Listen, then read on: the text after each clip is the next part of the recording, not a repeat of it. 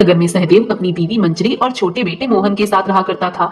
सहदेव एक गरीब आदमी था और वो एक बड़े सेठ की कोठी में काम करता था। एक दिन हवेली में गहनों की चोरी हो जाती है और सारे गहने सहदेव की बैग में पाए जाते हैं। तभी गुस्से से आग बबूला होकर हवेली के मालिक सहदेव को जोरदार चाटा मारते हैं और चिल्लाते हैं, तेरी हिम्मत कैसे हुई चोरी करने की? तुझे तो मैं एक ईमानदार और वफादार नौकर समझता था, लेकिन वो सही कहते हैं ना, जो जैसा दिखता है वो वैसा असल में होता ही नहीं है। और तुम जैसे थर्ड क्लास गरीबों की ये आदत ही होती है, जिसकी थाली में खाओ उसी में छेद करो।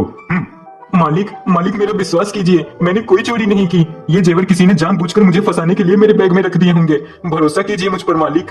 चुप बैठ और अपनी ये मन गढ़ंत कहानियां ना अपने पास ही रख। सुनो पहलवान, इसे धक्के मारकर हवेली के बाहर निकाल दो इस चोर को। सहदेव बिलखते हुए अपने मालिक से विनती करता रहता है, लेकिन पहलवान उसे धक्का मारकर हवेली के बाहर फेंक देते हैं और इस तरह झूठे चोरी के इल्जाम में फंसकर बेचारे सहदेव की नौकरी हाथ से चली जाती है। उसका मालिक उसे पूरे गांव में बदनाम कर देता है, जिसकी वजह से जब सहदेव गांव में नई नौकरी ढूंढने जाता है तब उसे सब चोर चोर कहकर मारकर भगा देते हैं। सहदेव हताश होकर घर लौट आता है। जी ये देखिए, सारे डिब्बे खाली हो गए हैं, अनाज का एक दाना नहीं बचा है घर में, आटा भी खत्म हो गया है, अब हम क्या खाएंगे? पता नहीं मंजरी, मैं तो बहुत परेशान हो गया हूँ। समझ ही नहीं आ रहा क्या करूँ और क्या नहीं। गांव में हर जगह जाकर नौकरी की तलाश की, लेकिन किसी ने भी मुझे नौकरी नहीं दी, क्योंकि मालिक और उनके आदमियों ने मुझे पूरे गांव में बदनाम कर दिया है। सभी मुझे चोर चोर कहकर पुकारते हैं। हाँ बापू, मेरे दोस्त और पड़ोस वाले भी मुझे चोर का बेटा कहकर चिढ़ाते हैं और सताते भी हैं। माफ करना बेटा, लेकिन अब मैं क्या कर सकता हूँ, मेरे हाथ में कुछ नहीं बचा है अब। सहदेव बहुत दुखी हो गया था। गांव के मंदिर में हर मंगलवार को मुफ्त का खाना मिलता है। आज मंगलवार है, वहाँ से ही खाना लाता हूँ। जैसे तैसे आज की रात तो कट जाएगी, फिर कल का कल देखेंगे। जी मैं भी आपको वही सुझाव देने वाली थी अभी। सहदेव गांव के मंदिर में जाकर खाना लेता है और भगवान को प्रणाम करके फिर से घर को लौट रहा होता है। तभी उसे रास्ते में एक बूढ़ा भिखारी मिलता है। बेटा बहुत भूख लगी है, ठीक से चल भी नहीं पा रहा हूँ मैं तो। तुमसे विनती करता हूँ, मुझे ये खाना दे दो। अब और 2 घंटे की दूरी पे मैं मंदिर तक नहीं चल पाऊंगा, दे दो बेटा। जी काका, ये लीजिए, पेट भर के खाइए। सहदेव बिना सोचे उस भिखारी को खाना दे देते हैं और भिखारी उस खाने को इस तरह खाता है जैसे कि वो कई दिनों से भूखा था। धन्यवाद बेटा, अपने बारे में ना सोचकर मेरी मदद करने के लिए। तभी वो भिखारी अपने हाथों को घुमाता है और उसमें से एक दिव्य रोशनी निकलती है और वो सहदेव को जादुई आटा देता है। ये लो बेटा, ये जादुई आटा है। इससे कहकर तुम जो कुछ भी खाने को मांगोगे, पलके झपकते ही वो सब तुम्हारे सामने होगा। क्या सच में? ये तो कमाल हो गया, धन्यवाद काका। सहदेव जादुई आटे को अपने साथ अपने घर ले जाता है और मंजरी और मोहन को आटे के बारे में बताता है। तभी वो जादुई आटे से कहता है, जादुई आटा, हमारे घर में अनाज का एक निवाला तक नहीं है, हमारे घर को राशन से भर दो। जैसे ही सहदेव ये कहता है तभी फौरन घर में पड़े डिब्बे राशन से भर जाते हैं और हर तरफ राशन का सामान आ जाता है। ये सब देखकर सहदेव, मंजरी और मोहन चकित रह जाते हैं। अरे वाह बापू, ये तो सच में किसी करिश्मा से कम नहीं। बापू क्या आप मेरे लिए समोसे ला सकते हो? ये लो, तुम इस जादुई आटे से कहो। जादुई आटा, मुझे जलेबी और समोसे चाहिए। और फिर मोहन के इतना कहते ही उसके सामने जलेबियां और समोसे आ जाते हैं। सहदेव उस जादुई आटे की मदद से खुद की एक राशन की दुकान खोलता है और खूब कमाने लगता है। उसकी दुकान का सारा सामान अच्छा होता है और सारे ग्राहक उसी की दुकान पर आते हैं, जिसके कारण बन्नू लाल की राशन की दुकान पर लोग कम आने लगते हैं। इस सहदेव का तो गरीबी में आटा गीला हो रखा था, फिर कैसे दिन दुगनी और रात चौगनी हो गई। और जहाँ खुद के खाने के लाले पड़े हुए थे, इसने अपनी वही राशन की दुकान खोल ली। मुझे इस बात की तह तक तो जाना ही होगा। बन्नू लाल चुपके से देखता है और तब उसे पता चलता है कि सहदेव जादुई आटे से कहकर सारा सामान प्रकट करवाता है और उसे बेचता है। ये सब देखकर बन्नू लाल के मन में भी लालच जग जाता है और वो चुपके से चालाकी से सहदेव के आटे पर पानी डालने जाता है। अब देखना कैसे तेरे जादुई आटे की ऐसी की तैसी करता हूँ। अब इस जादुई आटे पर पानी डालकर इसे बर्बाद कर दूंगा। बन्नू लाल जादुई आटे पर पानी डाल ही रहा होता है कि तभी वो पानी उल्टा घूमकर बन्नू लाल के चेहरे पर उड़ जाता है।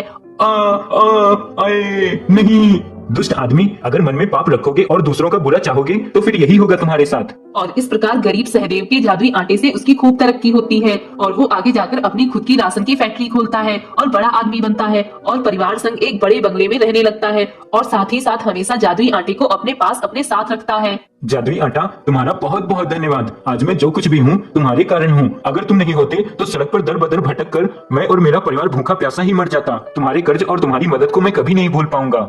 सहदेव के जीवन में अब कोई मुसीबत नहीं थी। अब वो लोग अपना जीवन अच्छे से व्यतीत करने लगते हैं। एक गांव में विमला अपनी बेटी पिंकी के साथ रहती थी। पति के गुजर जाने के बाद विमला दूसरों के घरों में जाकर काम करके अपनी बेटी का पालन पोषण करती है। वहीं पिंकी जो एक होशियार लड़की थी, पिंकी को पढ़ना लिखना बहुत अच्छा लगता था। एक दिन की बात है, माँ, सब बच्चे स्कूल जा रहे हैं, मैं कब जाऊंगी? बेटा, तुम भी जल्दी स्कूल जाओगी। इस बार जब मालकिन पैसे देंगी तब मैं तुम्हारा नाम स्कूल में लिखवा दूंगी। ठीक है माँ। अच्छा चल काम पे, वरना देर हो जाएगी। विमला अपनी बेटी को लेकर काम के लिए निकल जाती है। एक जगह काम पूरा करने के बाद वहाँ से दूसरे के घर जाती है। ऐसे ही विमला का काम चलता था। महीना पूरा होने पर विमला अपनी मालकिन से पैसों के लिए कहती है, मैम साहब, महीना पूरा हो गया है, क्या आप मुझे पैसे दे देंगी? मुझे जरूरत है। अरे, तुझे पैसे की इतनी क्या जरूरत है? अभी पैसे नहीं मिल सकते हैं। नहीं मैम साहब, ऐसी बात मत करो, मुझे अपनी बेटी का नाम स्कूल में लिखवाना है। अरे विमला, इसका स्कूल में नाम लिखवाना इतना जरूरी नहीं है। मेरे पास अभी पैसे नहीं हैं, जब होंगे तब मैं तुझे दे दूंगी। इतना सुनकर विमला बहुत निराश हो जाती है और वह अपने घर जाने लगती है। माँ, आज तो मालकिन ने कुछ खाने को भी नहीं दिया है। माँ, मुझे बहुत भूख लगी है। बेटा, अभी हम रास्ते में हैं, घर जाकर मैं तुम्हारे लिए कुछ बनाती हूँ, फिर तुम खा लेना। ठीक है माँ। विमला और पिंकी घर के लिए जा रहे होते हैं कि तभी पिंकी को रास्ते में एक सेब पड़ा मिलता है। माँ, वो देखो सेब। हाँ बेटा। पिंकी उस सेब को उठा लेती है। माँ, इस सेब को घर चलकर खाएंगे। हाँ ठीक है। पिंकी घर के अंदर जा रही थी कि तभी उसे एक आवाज सुनाई देती है। बेटा, बहुत भूख लगी है, मुझे कुछ खाने को मिल सकता है? बहुत दिनों से कुछ भी नहीं खाया है। बाबा, आपने बहुत दिनों से कुछ भी नहीं खाया? नहीं बेटा। ये लो बाबा, मेरे पास एक सेब है, आप ये सेब खा लो। और मेरी माँ खाना भी बना रही है, तो आप खाना भी खा लेना। पिंकी, क्या हुआ? तू किससे बातें कर रही है? माँ, ये बाबा ने बहुत दिनों से कुछ भी नहीं खाया है, इसलिए मैंने इन्हें वो सेब दे दिया। लेकिन बेटा, तुझे तो सेब बहुत पसंद है, अब तू क्या खाएगी? और मेरे पास तो पैसे भी नहीं है जो मैं तुझे सेब खरीद कर दूं। माँ, कोई बात नहीं, मैं खाना खा लूंगी। बाबा, मेरी बेटी ने मुझे बताया कि आप बहुत भूखे हैं, आइए मैं आपके लिए खाना लगा देती हूँ। नहीं बेटी, मेरी भूख तो सेब खाकर ही चली गई, बस मैं कुछ देर आराम करना चाहता हूँ। ठीक है बाबा, आप आराम करो। शाम हो जाती है, विमला और पिंकी भी सो जाते हैं। सुबह होते ही पिंकी बाबा को देखने के लिए बाहर आती है, तो वह देखकर चौंक जाती है। माँ, माँ, क्या हुआ बेटा? इतनी जोर जोर से क्यों आवाज लगा रही हो? माँ, बाहर तो आओ। विमला बाहर आती है तो देखती है कि उसके घर के बाहर सेब का एक बहुत बड़ा पेड़ लगा होता है और उस पर ढेर सारे सेब लगे होते हैं। माँ, ये सेब का पेड़ कितना बड़ा है ना? हाँ बेटा, लेकिन कल तो यहाँ कुछ भी नहीं था और आज इतना बड़ा सेब का पेड़। मुझे लगता है कि वो बाबा चमत्कारी बाबा थे। विमला बाबा का धन्यवाद करती है। पिंकी जब पेड़ से एक सेब तोड़ती है तो वहीं पर एक दूसरा सेब आ जाता है। देखो माँ, एक सेब तोड़ने से फिर से दूसरा सेब वहीं पर लग गया। मुझे लगता है ये जादुई सेब का पेड़ है। विमला और पिंकी दोनों बहुत खुश होते हैं। इतने सारे सेब। माँ, इतने सारे सेब तो हम अकेले नहीं खा सकते, क्यों ना हम इन सेबों को बाजार में बेचने चलें? हाँ बेटा, लेकिन सिर्फ मैं जाऊंगी, क्योंकि अब तो तुम स्कूल जाओगी, है ना? हाँ माँ, सच में, अब तो मैं स्कूल जा सकती हूँ। विमला अब पिंकी को स्कूल छोड़ने जाती, उसके बाद बाजार जाकर सेब बेचने जाती। विमला के सेब बाजार में बहुत बिकते थे, उसके सेब इतने मीठे थे कि उसके सेबों की बिक्री ज्यादा होने लगी। अब धीरे धीरे विमला बहुत अमीर हो जाती है और अपने गाँव के जरूरतमंद लोगों की मदद भी करती